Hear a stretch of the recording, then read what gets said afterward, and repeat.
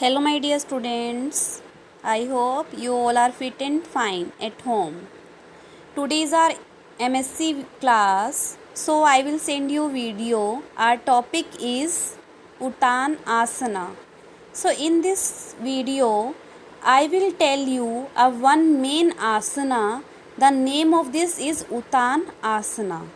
Okay, so what is the meaning of Uttanasana in English?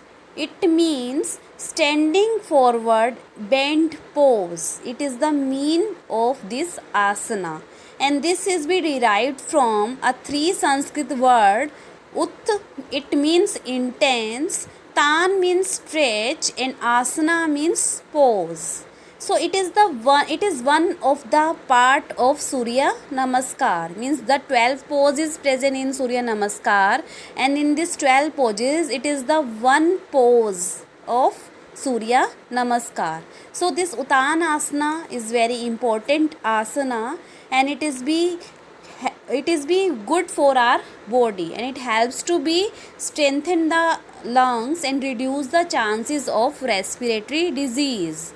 So this asana has derived from, this word is derived from a Sanskrit word. So first of all, I will explain you the exercise part of this chapter. The first fill up here, it is be given the name of Uttanasana has be derived from a three dash words. You all know na, it is be derived from a three Sanskrit word, Ut, Tan, Asana. So these three words which come from Sanskrit language. Now the second one, Uttanasana, is the part of dash sequence. So you all know very well, it is the part of Surya Namaskar. So this is the answer of this fill up.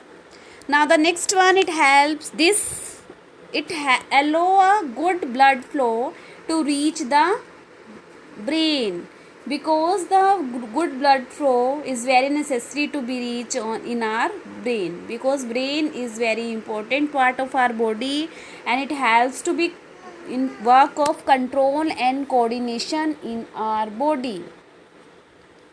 Now the last one fill up, Uttanasana is highly beneficial for people suffering from dash disease. The answer of this one is respiratory disease.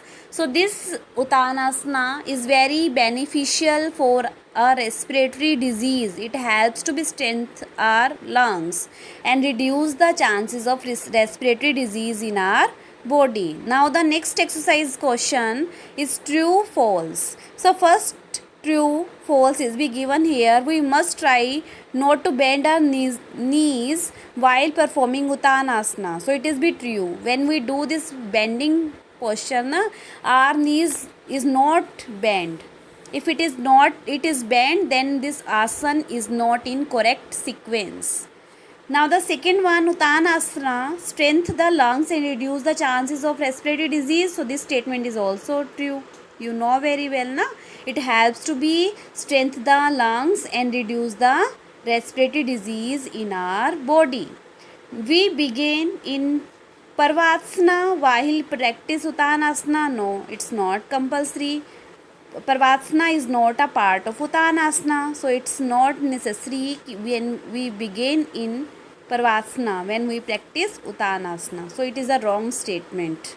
If you are very flexible and attempt to be place your palms and on the ground while performing Uttanasana, it is also true.